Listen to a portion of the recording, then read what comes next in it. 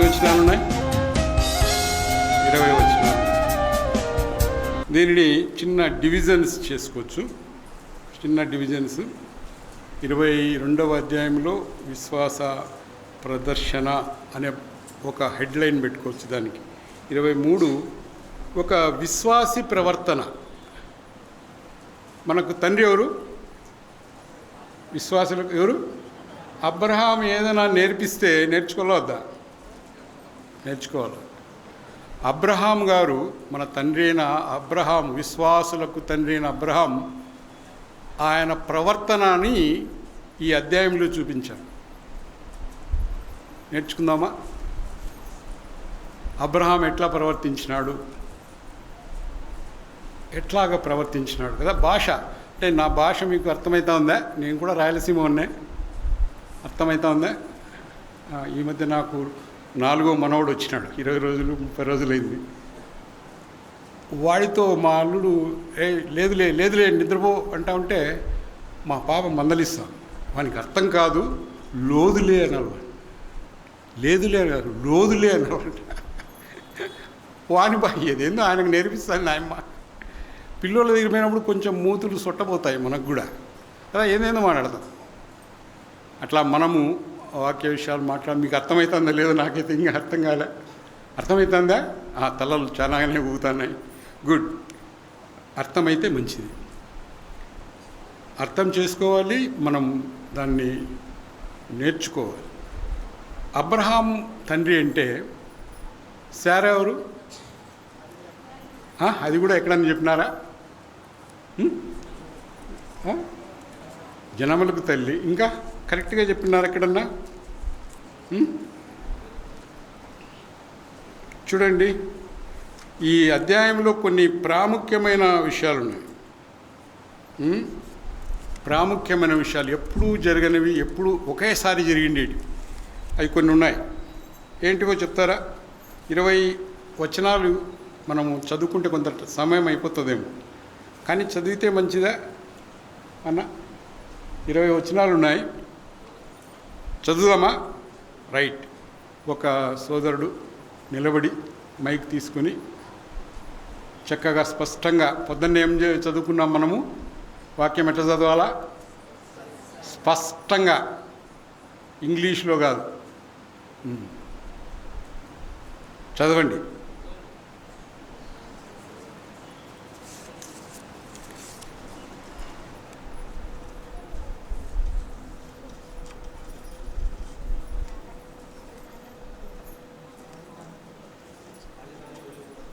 ఆదికాండం 23వ అధ్యాయం. మర్చిపోయినారప్పుడే.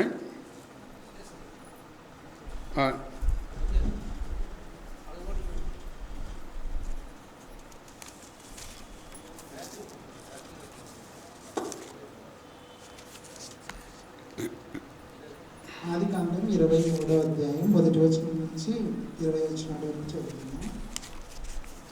శారా జీవించిన కాలము అనగా శారా బ్రతికిన ఏళ్ళు 127. శారా కనాను దేశమందలి హెబ్రోనును కిర్యత్ అర్బాలో మృతి పొందెను. అప్పుడు అబ్రహాము శారా నిమిత్తము అంగలార్పుటకును ఆమెను గూర్చి ఏడ్చుటకును వచ్చెను. తర్వాత అబ్రహాము మృతి పొందిన తన భార్య ఎదుట నుండి లేచి హేతు కుమారులను చూచి, మీ మధ్య నేను పరదేశిగాను పరవాసిగాను ఉన్నాను. మృతి నొందిన నా భార్య నా కన్నుల ఎదుట ఉండకుండా ఆమెను పాతిపెట్టుటకు మీ తావున నాకొక శ్మశాన భూమిని స్వాస్థ్యముగా ఇయుడని అడగగా, హేతు కుమారుడు, అయ్యా మా మాట వినుము, నీవు మా మధ్యను మహారాజువై ఉన్నావు. మా శ్మశాన భూములలో అతి శ్రేష్టమైన దాని యందు మృతి పొందిన నీ భార్యను పాతిపెట్టుము. నీవు మృతి పొందిన నీ భార్యను పాతిపెట్టినట్లు మాలో తన శ్మశాన భూమి ఈయనొల్లని వాడు ఎవడునూ లేడని అబ్రహాము ఉత్తరమిచ్చింది. అప్పుడు అబ్రహాము లేచి ఆ దేశపు ప్రజలైన హేతు కుమారులకు సాగిలపడి, మృతి పొందిన తన భార్యను నా ఎదుట ఉండకుండా నేను పాతిపెట్టుట మీకు ఇష్టమైతే నా మాట వినుడి. సోహారు కుమారుడైన ఎఫ్రోను తన పొలము చివరను తనకు కలిగియున్న మక్పేలా గుహను నాకిచ్చినట్లు నా పక్షముగా అతనితో మనవి చేయుడి. మీ మధ్యను శ్మశాన భూమిగా నుండుటకు నిండు వెలకు అతడు దానిని నాకు స్వాస్థ్యముగా ఇయ్యవలెనని వారితో చెప్పాను. అప్పుడు ఎఫ్రోను హేతు కుమారుల మధ్యను కూర్చుండి ఉండెను.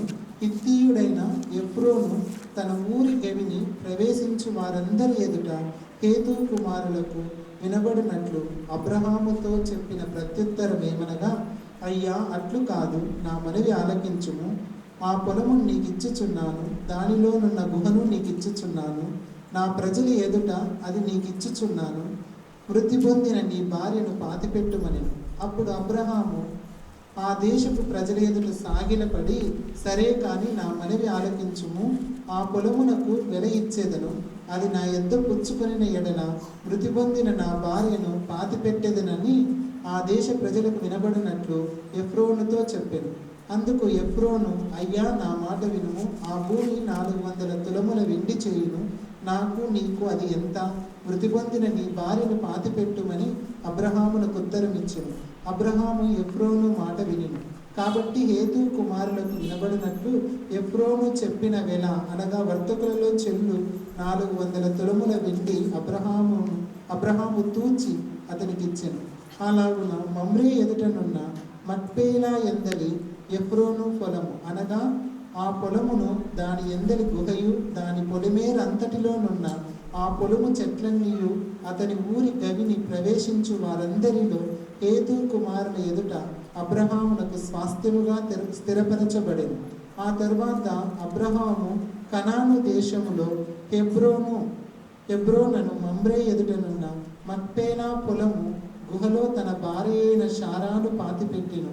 ఆ పొలమును, దానిలోనున్న గుహయు హేతు కుమారుల వలన శ్మశానము కొరకు అబ్రహామునకు స్వాస్థ్యముగా స్థిరపరచబడెను. దేవునికి స్తోత్రం. చిన్న మాట ప్రభు సహాయం కొరకు ప్రార్థన చేసుకుని ఈ యొక్క వాక్యం అనే రొట్టెను విరిచి మనం వడ్డించుకుందాం. మీరు ఎంతగానో ప్రేమించి మా కొరకు ప్రాణం పెట్టిన తండ్రి, మీ కొందనాలు. తిరుగా మీ సన్నిధికి వచ్చే బాధ్యతనిచ్చినందుకు కొందనాలు. ఆ శక్తి కలిగిన బిడ్డలందరి కొరకు వందనాలు చెల్లిస్తున్నాం. ఆశగల ప్రాణాన్ని తృప్తిపరిచేవారు మీరు. మీ కొందనాలు నాయన. మా ప్రభావ మేము చదవబడిన ఈ భాగాన్ని దీవించి మాకు ఇవ్వండి. మీ చేతిలో రొట్టెపడి విరవబడినప్పుడు అనేక వేల మందికి ఆహారమైనట్లుగా మా తండ్రి, మీకు మీ చేతికి ఈ సమయాన్ని అప్పజెప్పుకుంటుండగా తండ్రి, మంచి సమయం దయచేయమని, వినుబుద్ధి కలిగించమని, మీరే మహిమ పొందమని మా ప్రభువైన యేసుక్రీస్తు శక్తి కలిగిన నామంలో స్తుతులు చెల్లించి గణపరిచి వేడుకొనుచున్నాం తండ్రి. ఆమేన్. ఈ 20వ వచనాల్లో 3 పెక్యూలియర్ థింగ్స్ ఉన్నాయి. పెక్యూలియర్ అంటే ఆశ్చర్యమైన విషయాలు, ఎప్పుడు జరగనివి. పరిశుద్ధ గ్రంథంలో ఎప్పుడు స్త్రీల వయస్సు చెప్పబడలేదు అన్నా. స్త్రీల వయసు ఎక్కడా చెప్పలేదు. చెప్పినారా ఎక్కడన్నా? ఇక్కడ మాత్రమే చెప్పబడింది. శారా వయస్సు ఎప్పుడూ ఏడవని, ఏ సందర్భంలో ఏడవని అబ్రహాము ఈ అధ్యాయంలో. ఇంకొకటి ఏం చెప్తారు చెప్పండి? ఈ దేశమా మూడోది ఏంది? ఎప్పుడు జరిగి ఉండకూడదు.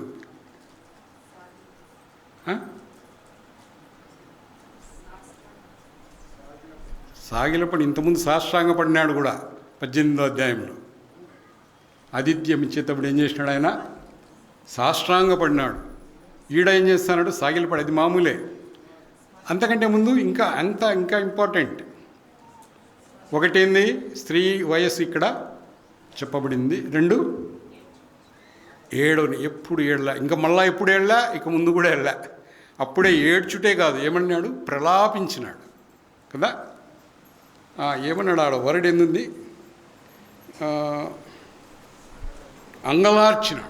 అంగలార్చడం అంటే గొప్ప విషయం. అబ్రహాము అంగలార్చడు, ఏడవడం కాదు. ఇది ఇక్కడే జరిగింది. మళ్ళీ ఎప్పుడు ఆయన జీవితంలో ఎప్పుడు ఏడవడం జరగలేదు. ఇంకోటి ఏం చెప్తారు చెప్పండి? 20 వచనాలు చదివాము. వండర్ఫుల్ వండర్ఫుల్ నాయన, ప్రైజ్ ది లార్డ్. గుడ్. పొలాన్ని కొన్నాడు. ఈ లోకంలో ఆయన ఏంది కొనలే. నేను ఎప్పుడూ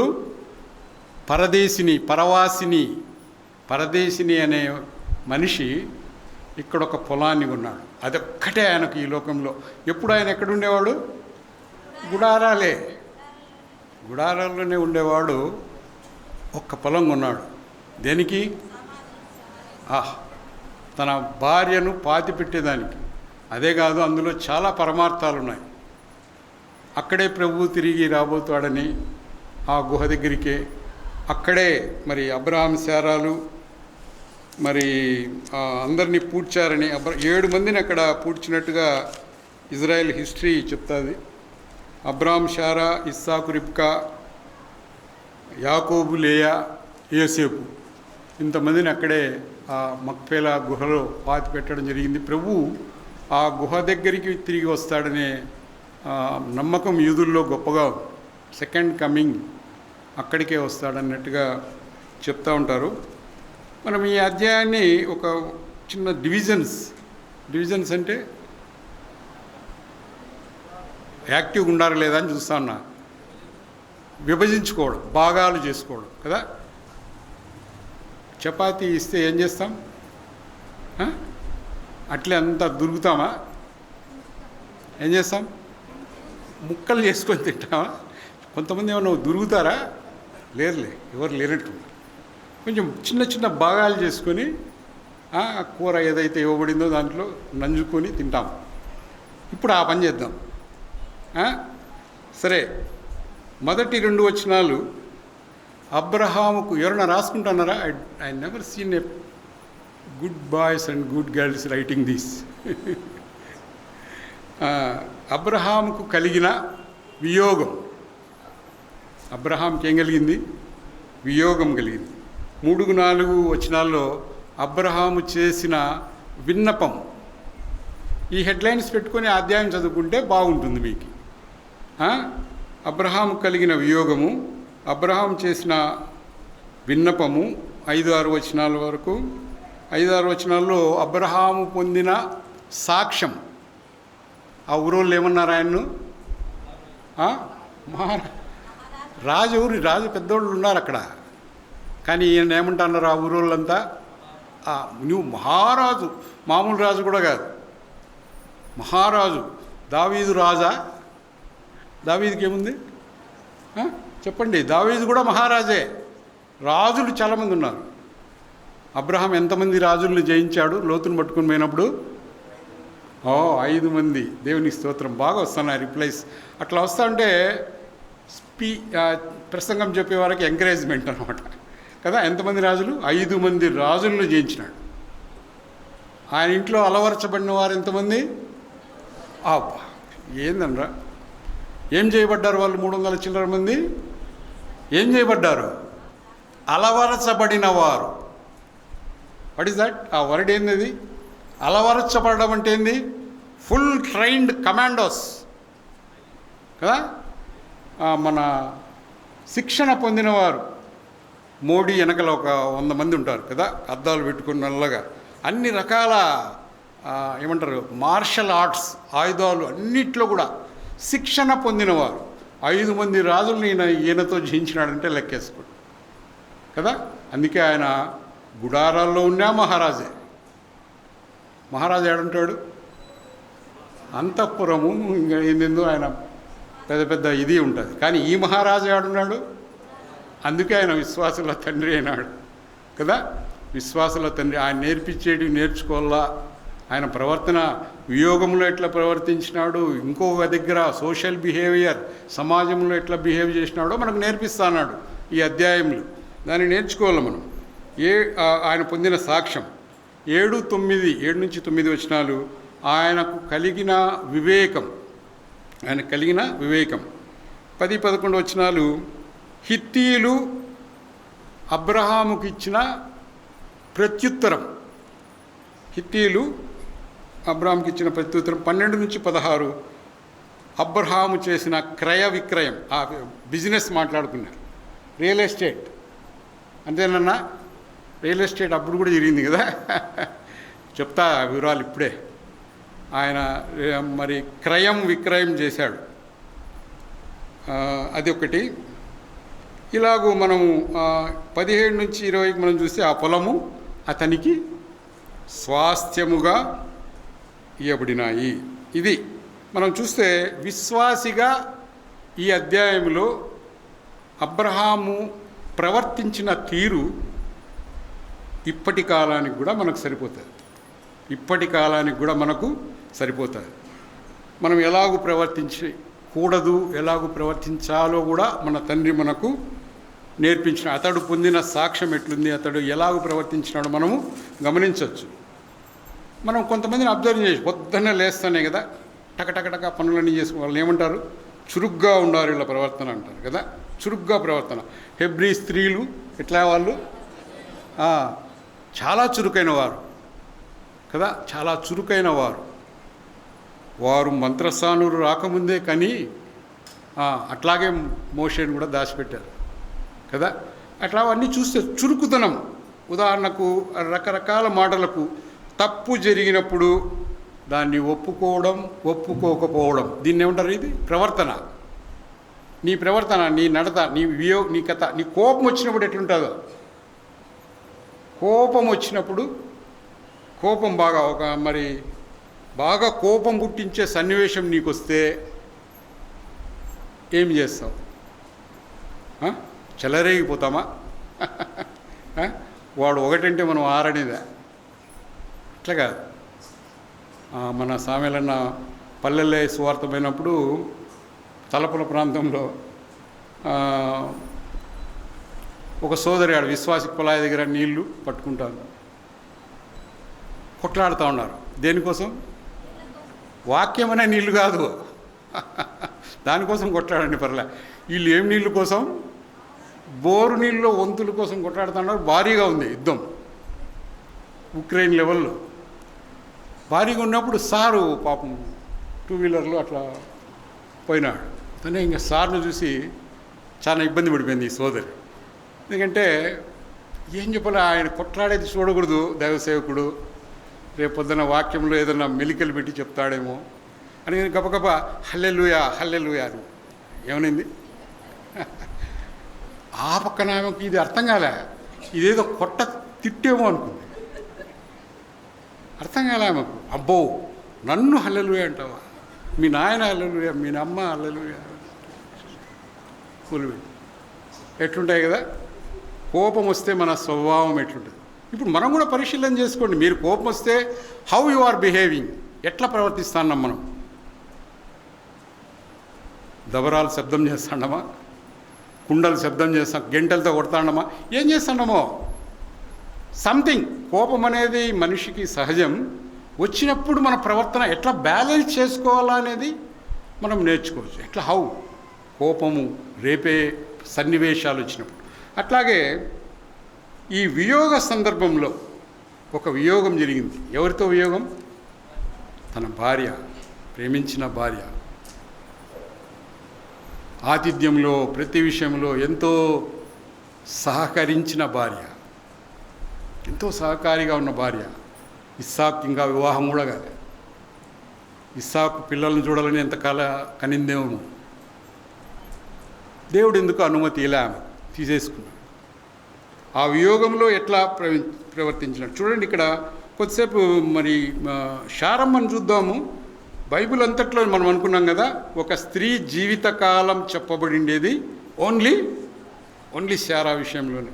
శారా విషయంలో ఈ సందర్భం ఇంకెవరికి ఆ స్త్రీ ఫలానా వయసు ఇట్లా అని ఏం చెప్పలేదు ఎక్కడ. కాబట్టి 127 సంవత్సరాలు ఆమె జీవిత కాలం.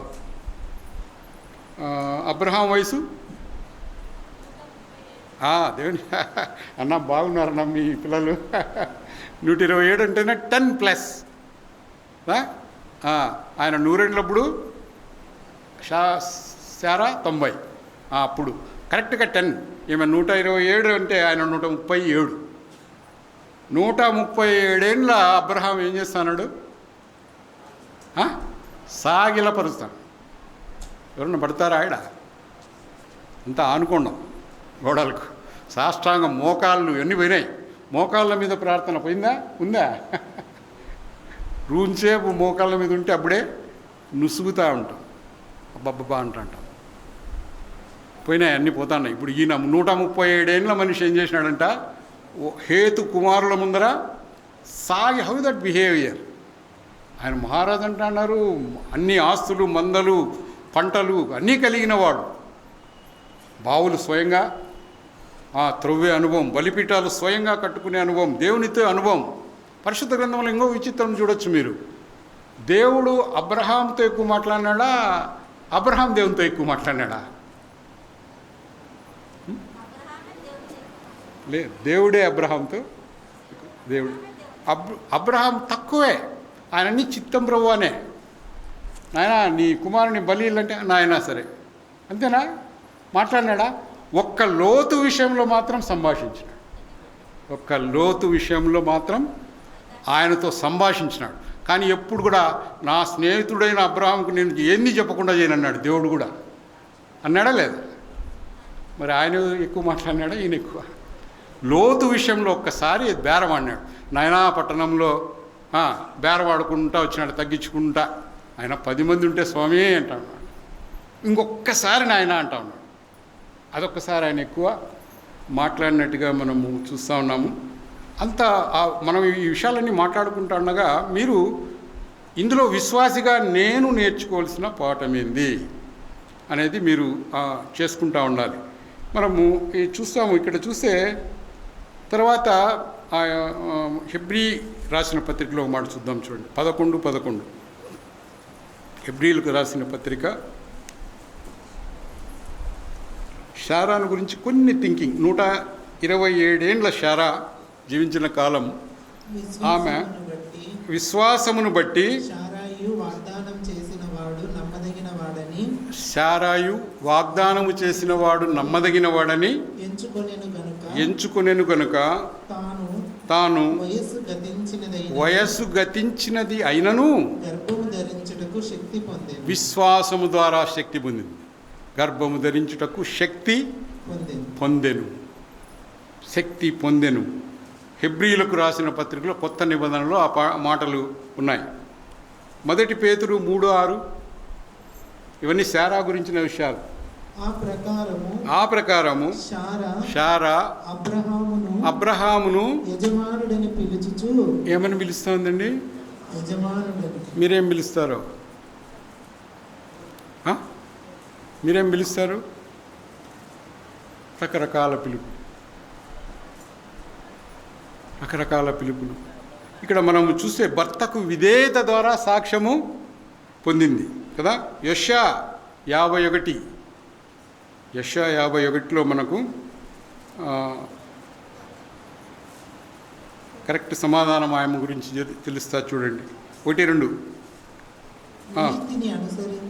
నీతిని అనుసరించుచు యెహోవాను వెతుకుచు. మనం ఏం చేస్తున్నాం ఇప్పుడు? యెహోవాను వెతుకుచు ఉండే వారలారా నా మాట వినుడి. మీరు ఏ బండ నుండి చెక్కబడితిరో దానిని ఆలోచించుడి. మీరు ఏ గుంట నుండి త్రవ్వబడితిరో దానిని ఆలోచించుడి. మీ తండ్రి అయిన అబ్రహాము సంగతి ఆలోచించండి. ఇప్పుడు మనం చేస్తున్నది అదే. ఆయన సంగతి ఆలోచిస్తాడు. తర్వాత ఇది మిమ్మును కనిన శారా. ఎవరు మనం కనిండేది? శారా కనిందా? పరిశుద్ధ గ్రంథంలో ఒకసారి ఒక ఎమ్మెల్యే, అదే ఆయన పార్థసారథి, ఏమండి మీ పరిశుద్ధ గ్రంథంలో అంత మగోళ్ళు కనేను ఉంది. స్త్రీల పేర్లు రాయించబడలే. పౌలు కూడా నేను బంధకాలలో కనినా ఏం కన్నాడు ఆయన? ఆత్మీయంగా కనడం, ఆత్మీయంగా గొడ్డు స్థితిలో మనం ఉండకూడదు. ఎవరినన్నా ఒక్కరినైనా ప్రభువు కోసం సంపాదించాలి. ఒక్కరినైనా నీ జీవితం అంతా ఒక్కరినైనా. ఇంతకుముందు ఒక సేవకుడు చెప్పేవాడు, నీ దగ్గరికి వచ్చే కూరగాయలోడు మాట్లాడుతాడు ఎప్పుడన్నా, ఆకుకూర తెచ్చి ఇచ్చేవాడు మాట్లాడుతాడు ఎప్పుడన్నా, నువ్వు వెళ్ళే చిన్న బంకు అంత మాట్లాడుతాడు ఎప్పుడైనా.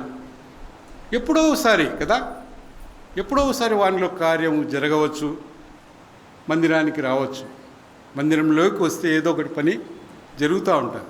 ఇక్కడ చూస్తే ఈమె చనిపోయినా కూడా 3 మాదిరీలు మన మధ్య పెట్టింది. 3 వాక్యాలు చదువుకున్నాం మనము. ఒకటి, విశ్వాసము ద్వారా శక్తి పొందడం, ఎవరు? శారమ్మ. రెండోది, యజమానుడా అని పిలుస్తూ సొసైటీకి మార్గదర్శనం, సంఘాన్ని చెప్తాంది అమ్మ. ఏమని చెప్పాలా? సంఘాన్ని, భర్తను గౌరవించమని, మన భర్తను గౌరవించమని. ఇక్కడ ఏం చేస్తుంది? భర్తకు విధేయత ద్వారా సాక్ష్యం. అలాగూ 3వ విషయం చూస్తే, మిమ్మును కనిన శారాను గురించి ఆలోచించుడి. ఈ 3 ఆలోచన ఎట్లా చెప్పాలంటే మనము, మొదటిది వ్యక్తిగతం, నా విశ్వాసం. మొదటిది వ్యక్తిగతం, నా విశ్వాసం. నా విధేయత మీకు మాదిరి చూపించింది. నా విధేయత, ఆమె విధేయత ఏమి? యజమానుడా అని గౌరవిస్తూ మనందరికీ మాదిరి చూపించి, సమాజానికి, క్రైస్తవ లోకానికి మాదిరి చూపించింది. నీతిని అనుసరించి నడుచుకోవాలి. నీతిని అనుసరించి నడుచుకుని వారలారా దీనిని ఆలోచించుడి. మనమంతా ఈ విషయాన్ని ఆలోచించాలి.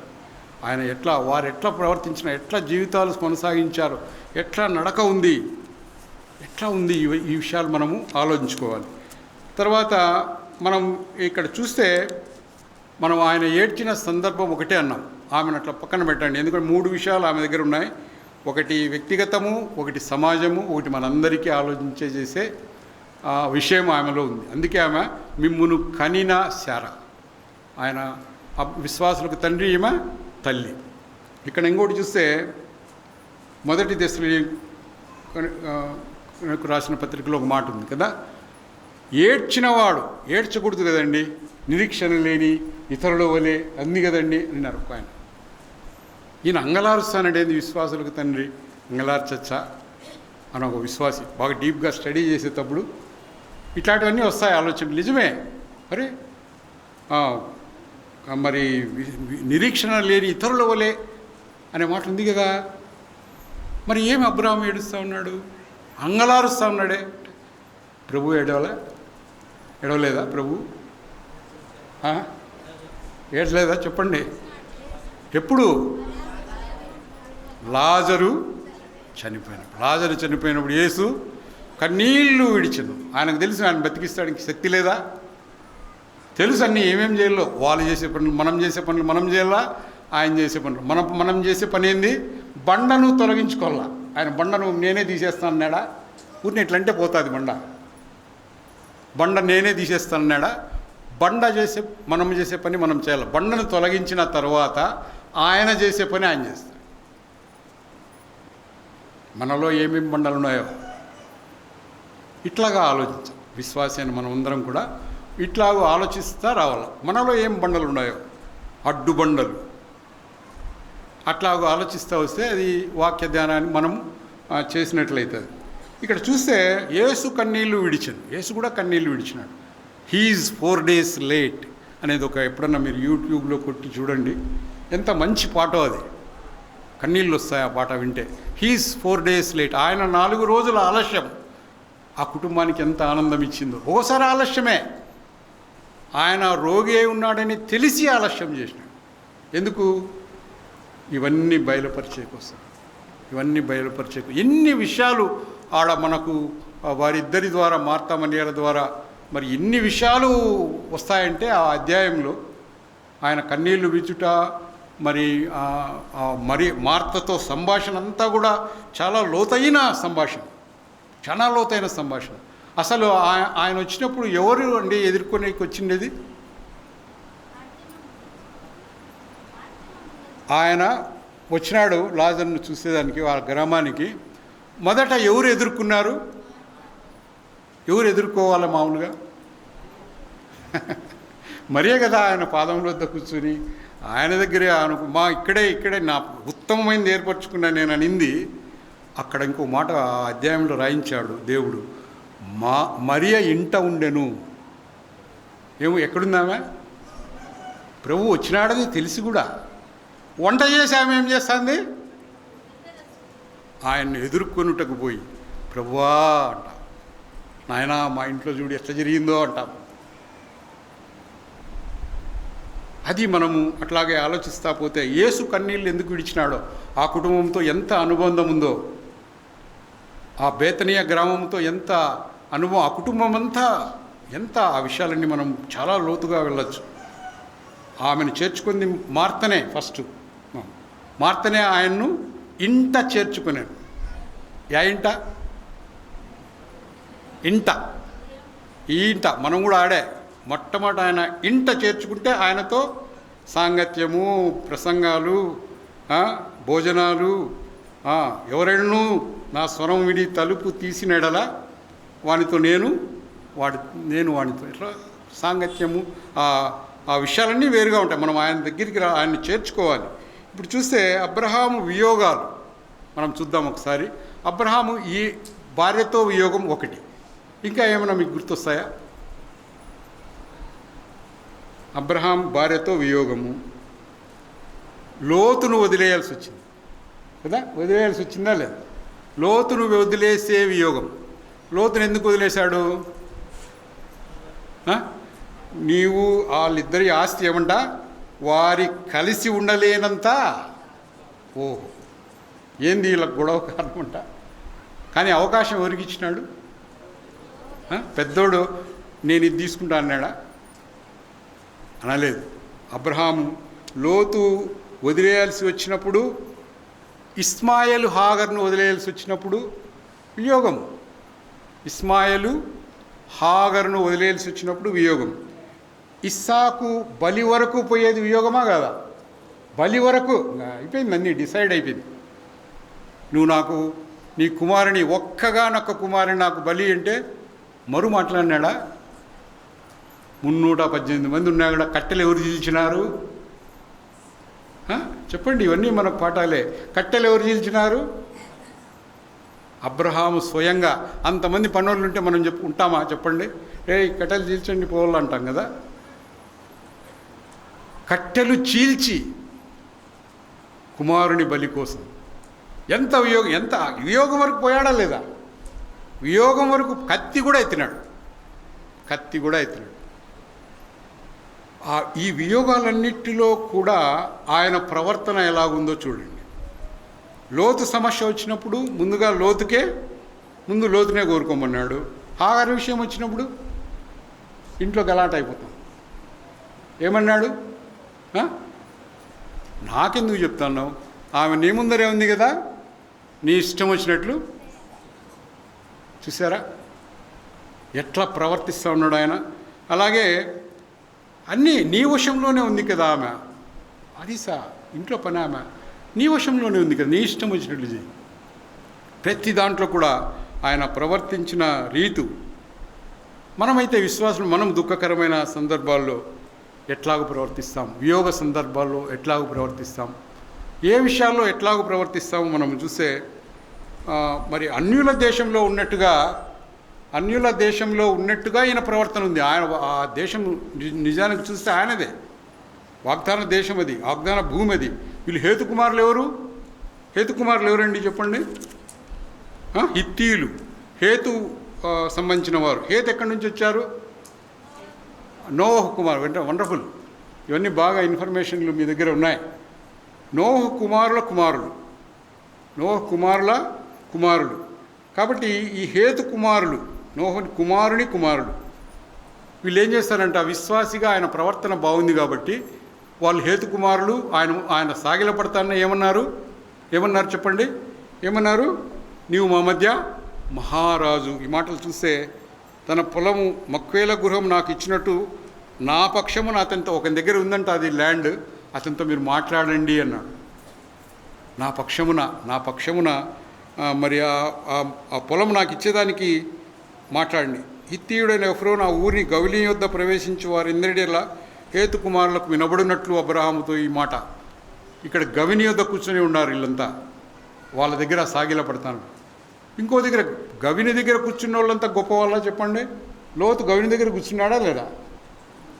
ఆ దేశం సొదొమ గొమొర్రాలకు పోయినప్పుడు ఈయన ఆస్తి, ఈయన మందలు, ఈయన వ్యవహారం చూసి బ్రహ్మాండంగా ఉన్నాడు మనోడని పైన గవిని దగ్గర కూర్చోబెట్టినారు. కిందికి దోసినారా లేదా? మళ్ళా వీడెవడో మా మధ్యకు వచ్చి మాకు వ్యవహారాలు నేర్పిస్తా అన్నాడు. అందుకే సుధమ గుమరుల పాపం దేవుని వరకు చెల్లింది. వారు పురుషుల్ని కోరుకున్నారు. ఆ దూతలు లోపల ఉన్నారయ్యా అంటే వారినే కోరుకున్నారు వాళ్ళు. అందుకే అంత వీడు అప్పుడు లోతును తూలనాడిన రకరకాల మాటలు పన్నారు. ఇక్కడ చూస్తే హేతు కుమారులు అంతా వాళ్ళు ఒక రకమైన ఏజ్లో, చిన్న ఏజ్లో ఉండేవాళ్ళే.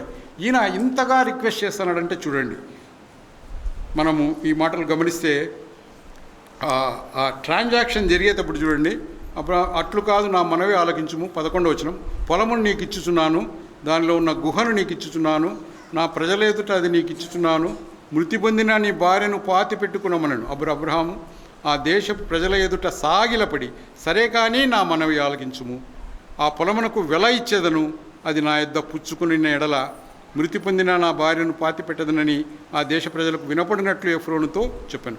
ఎఫ్రోన్, అయ్యా నా మాట వినుము, ఆ భూమి ఎంతంటది? 400 తులాలు అంతేయ్యా, అది నీకు నాకు. ఇది రియల్ ఎస్టేట్ మాటలు. రియల్ ఎస్టేట్ మాటలు అంటే ఇవే. భూమిని శాశ్వత విక్రయం చేయకూడదనే మాట పరిశుద్ధ గ్రంథంలో ఉంది. అందుకే ఆయన ఏది కొనలే. భూమిని ఏం చేయకూడదు. ఎక్కడుంది ఆ మాట? ఎక్కడుంది ఆ మాట చెప్తారా? లేవీకాండమా?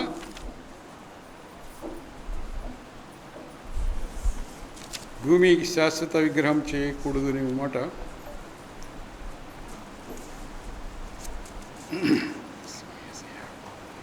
లేవి 25:23 చదవండి. భూమిని శాశ్వత విక్రయము చేయకూడదు. భూమిని శాశ్వత విక్రయం. అందుకే మోషే కుమారుని పేరు ఏం పేరు? గెర్షోం అంటే పరదేశి. ఏమి లేదు, వాళ్ళందరూ పిచ్చోళ్ళు ఏమన్నా, అంత అనుభవమైన వాళ్ళు, అన్నీ తెలిసిన వారు ఏం పేర్లు పెట్టుకుంటున్నారు? పరదేశి, గెర్షోం. దావీదు ఏమన్నాడు? కీర్తన 39:12 ఏమన్నాడు? నీ దృష్టికి నేను అదితి వంటి వాడను. అదితి వంటి వాడు. ఇవంతా కూడా మరి ఎంతో అనుభవజ్ఞైన వారు మనకు నేర్పించే పాఠాలుగా ఉన్నాయి. ఇక్కడ చూస్తే వాళ్ళు రేటు చెప్తా ఉన్నాడు. నేను పాతి పెట్టుట మీకు ఇష్టమైతే అనే మాట అంటాం. అదేందో కదా, నేను పాతి పెట్టుట మీకు ఇష్టమైతే రాజా అంటే వాళ్ళు ఎంత ఆ డీలింగ్ చూడండి ఎట్లుందో. నా పక్షమున మనవి చేయుడి. ఆ మాటలన్నీ కూడా ఎంత సబ్మిసివ్గా, ఎంత వినయ విధేయతలతో మాట్లాడినట్టుగా చూస్తాను. ఇక్కడ చూస్తే 2వ సమయంలో ఒక మాట చూడండి. ఒక ఆయన పొలం కొన్నాడు. ఆయన ఎంత కొన్నాడు? ఒక ఆయన పొలం కొన్నాడు చూడండి. 2వ సమయాలు 24:24.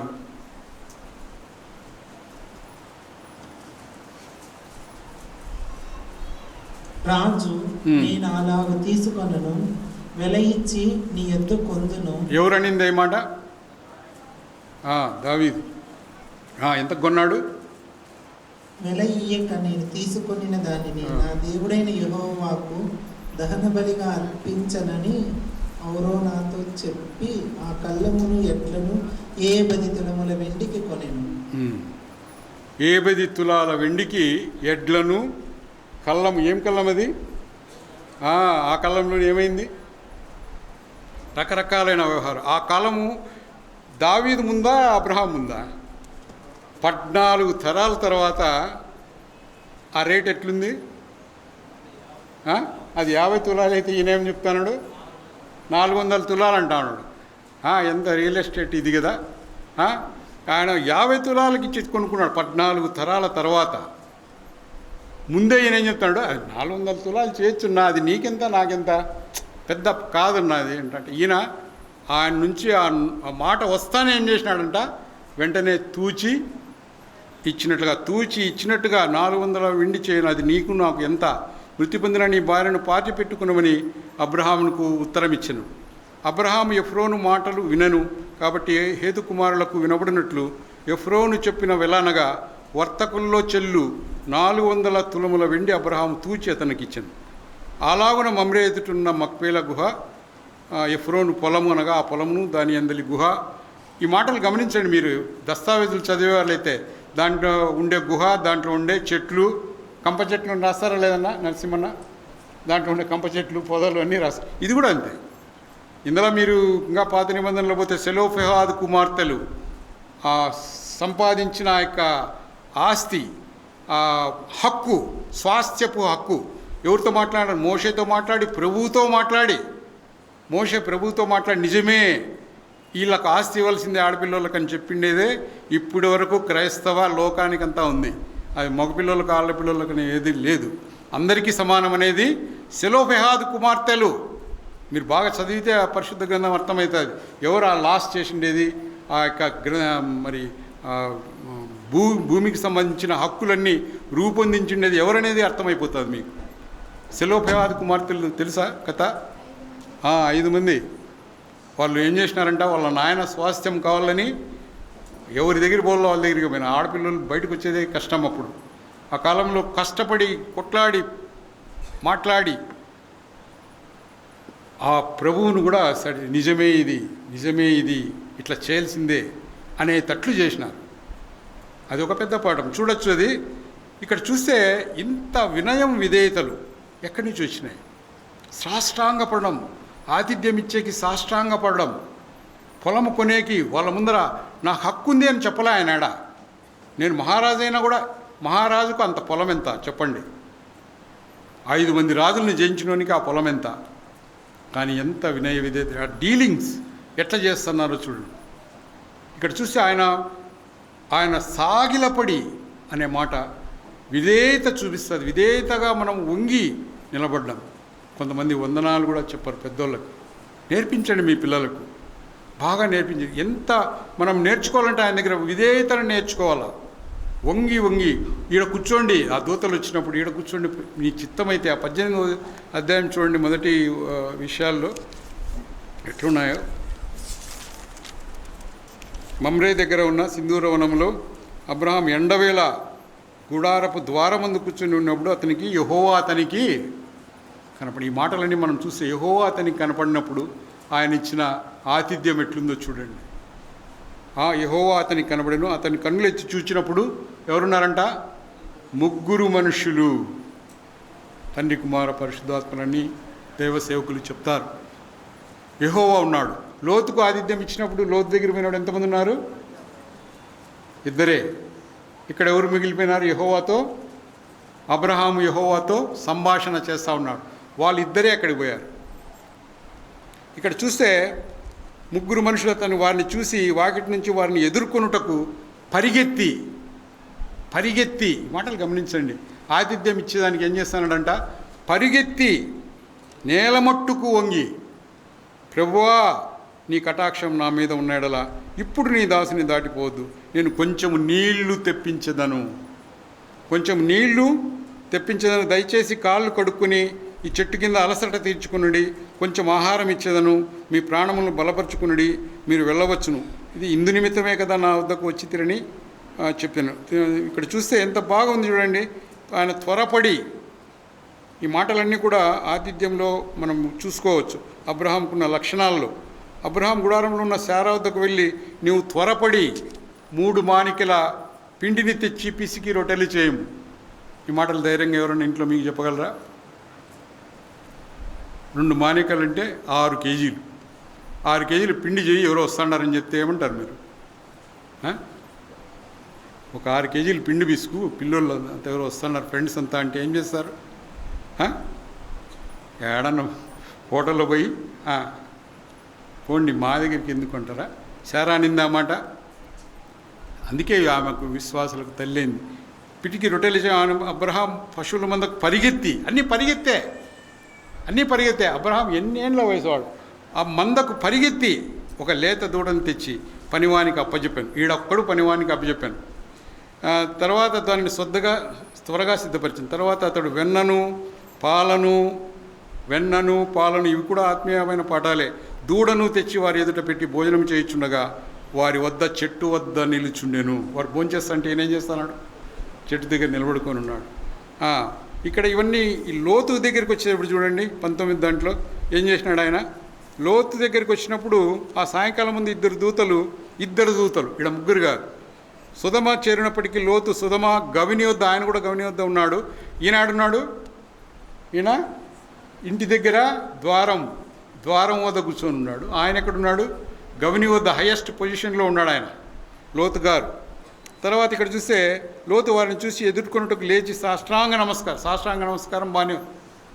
కొంతమంది వద్దన్నే వందనాలు పెడతా ఉంటారు కదా, సాసారి కనపరిచినప్పుడల్లా అన్నా అన్నా వందనాలన్నా అంటాడు. మనం చూసి అబ్బా ఏమి ఇది స్వామి అనుకునేటట్లుంటాయి కొన్ని. ఈయన కూడా అదే లోతు నమస్కారం చేసి, ఇక్కడ చూడండి, మీరు వచ్చి మీ దాసునింటికి రాత్రి వచ్చి కాళ్ళు కడుక్కునుడి, మీరు పెందల కడ లేచి త్రోవను వెళ్ళవచ్చునండి. అందుకు వారు అలా కాదు, నడి రాత్రిలో. ఇక్కడ చూస్తే కొన్ని ఇర్రెగ్యులారిటీస్ ఉన్నాయి ఈ యొక్క ఆతిథ్యంలో. ఇంటికి వచ్చి రాత్రి వెళ్ళబుచ్చి, తర్వాత ఏముంది ఏముంది చదవండి, మీ బైబిల్లోనే చదువు. ఇంటికి వచ్చి రాత్రి వెళ్ళబుచ్చి ఏముంది, రాత్రి వెళ్ళబుచ్చి, మీరే చెప్తే బాగుంటుందని నేను. ఎప్పుడు కాళ్ళు కడుక్కునేది? అబ్రాహాం ఇంట్లో ఎప్పుడు కాళ్ళు కడుక్కున్నాడు? పోతానే కాళ్ళకు నీళ్లు. ఇక్కడేముంది? రాత్రి వెళ్ళబుచ్చి మళ్ళీ పొద్దున పోయేటప్పుడు కాళ్ళు కడుక్కోండి అంటాం. రొట్టెలు ఎవరు చేసినారు? చేసింది ఆయమ్మ, లోతే చేసినాడు పాపం. రొట్టెలు కుమార్తెలు ఉన్నారు, భార్య ఉంది. ఇది ఈ డిఫరెన్సెస్ మీరు గమనించండి. అబ్రాహాం ఎంత శారమ్మ, ఎంత వినయ విధేయతలు మరి ఇండ్లలో నేర్పించింది. ఆతిథ్యం ఇవ్వ మరొకడి అని అందుకే కొత్త నిబంధనలో కూడా చెప్పబడింది. ఆతిథ్యం ఇచ్చేది నేర్చుకోవాలా. అందులో చాలా ఉంది. క్రిస్టియానిటీ మరి భారతదేశంలో వేళ్ళునేదానికి కూడా కారణం ఆతిథ్యం ఇవ్వే మాట్లాడే పద్ధతి, బలహీనులతో మాట్లాడే పద్ధతి. ఆ మిషనరీస్ ఎట్లా డీల్ చేసినారంటే, వాళ్ళ ఆతిథ్యానికి ప్రాముఖ్యత ఇచ్చినప్పుడే అనేక స్కూళ్ళు, అనేక అనాథాశ్రమాలు, అనేకులకు భోజనాలు పెట్టి మరి వాళ్ళను ఆకర్షించినందువల్ల ఇంత పని మనకు జరిగిందని చూడొచ్చు. ఇక్కడ మనం చూస్తే ఇంతగా ఈ డిఫరెన్సెస్ మనకు కనిపిస్తాయి. మరి అబ్రహాం విషయంలో ఎంత చక్కగా ఆ విషయం రాయించినాడంటే, వినయ విధేయతలు ఆయన దగ్గర నేర్చుకోవాలి. మనం ఆయన దగ్గర అన్నిటిలో నేర్చుకోవాలి. ఇస్సాకును తర్బీతు చేసిన విధం ఇంకా మనం చూడొచ్చు. ఆ ఒంటెలు కూడా సాగిలపడిన విధం, ఆయన ఇంట్లో అలవర్చబడిన ఒంటెలు కూడా ఉన్నాయి. ఒంటెలు బావిని చూస్తాను ఏం చేసినాయి చూడండి. అక్కడ కావాలంటే ఏముందంట, అవి కూడా మోకాళ్ళు, ఒంటెలకు కూడా మోకాళ్ళు అనేది నేర్పించిన గొప్ప దైవజనుడు. అందుకే మనము ఒక అధ్యాయాన్ని తీసుకొని రకరకాలుగా విభజించుకొని ఎట్లా ఉంది, ఎట్లా ఆయన వియోగంలో ఎట్లా ప్రవర్తించినాడు, ఎంతగా అంగలార్చినాడు, ఎంతగా మరి ఆ విషయాలన్నీ వరుసగా మనం పెట్టుకుంటే ఒక చక్కని పాఠం మనకు వస్తుంది. అట్లా మీరు ఏదైనా సరే ఒక వాక్యాన్ని, మీరు ఒక అధ్యాయాన్ని మీరు తీసుకుని దాన్ని చిన్న చిన్న భాగాలు చేసుకుని ఇందులో ఏం చెప్తానండి అనేది మనం పరిశీలించి చూస్తే అది మంచిది. మరి ఇంకో మాట మనం చూద్దాం. ఎబ్రీయులకు రాసిన పత్రిక 11:19 చూడండి.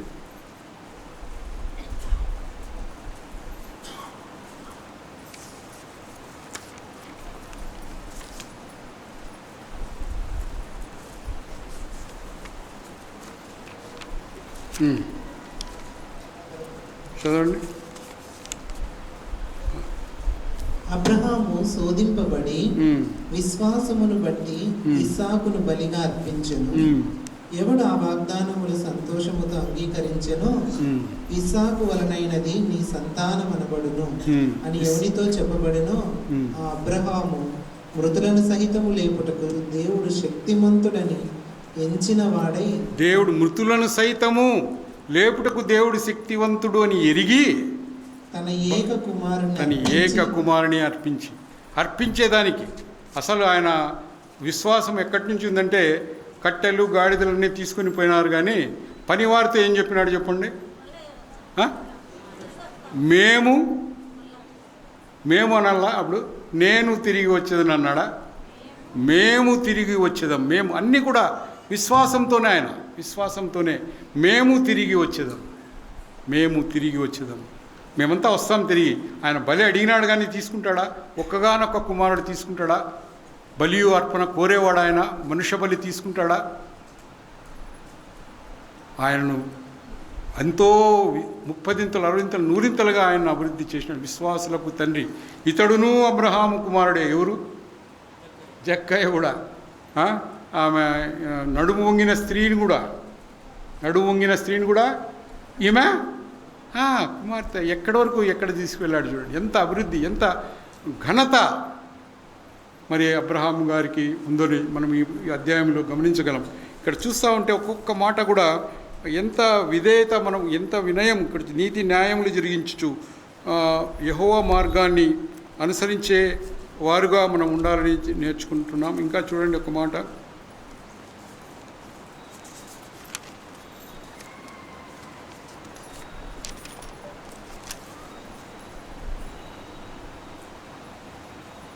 ఆ పొలమును దానిలో ఉన్న గుహయు హేతుకుమారుల వలన శ్మశానము కొరకు అబ్రహాముకు స్వాస్యముగా స్థిరపరచబడెను. స్వాస్యంగా స్థిరపరచబడింది.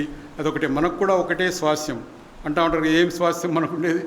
6 అడుగుల నేల అని. 6 అడుగుల నేల, అది కూడా శాశ్వతంగా, అది కూడా ఉండదు. మన జీవం ఎవరితో దాచబడి ఉన్నది? ప్రభువుతో, ఆయనతో దాచబడి ఉన్నది.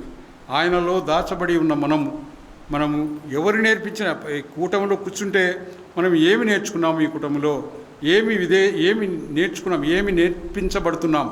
ఏ వాక్యం ద్వారా దేవుడు నాతో మాట్లాడినాడు? ఏది నేను విడవలసిన పాపమేంది? నేను నేర్చుకోవాల్సిన సత్యం, నేను అన్వయించుకోవాల్సిన విషయాలు ఏంటివి? ఇవన్నీ కూర్చొని నేర్చుకొని ఆయన సన్నిధిలో నుంచి మనం బయటకు పోతే బాగుంటుంది. ప్రతిదీ కూడా ఏదో ఒకటి, ఈ కూటానికి వచ్చిన దానికి నేను ఏదో ఒకటి నేర్చుకోవాలి, ఏదో ఒకటి వదిలేయాల్సిన పాపాలు, ఇబ్బందులు, బండలు ఏంటివైనా సరే అవన్నీ తీసుకుంటా పక్కకు రాసుకుంటా పోవాలి. అన్నీ కూడా మన పితరుల చేత కదా. అందుకే దుష్టాంతములుగా వారికి సంభవించని పొద్దున్నే మనం చూసుకున్నాం. దృష్టాంతములుగా వారికి సంభవించి మనకు బుద్ధి కలిగినట్టు వినుబుద్ధి కలిగించు.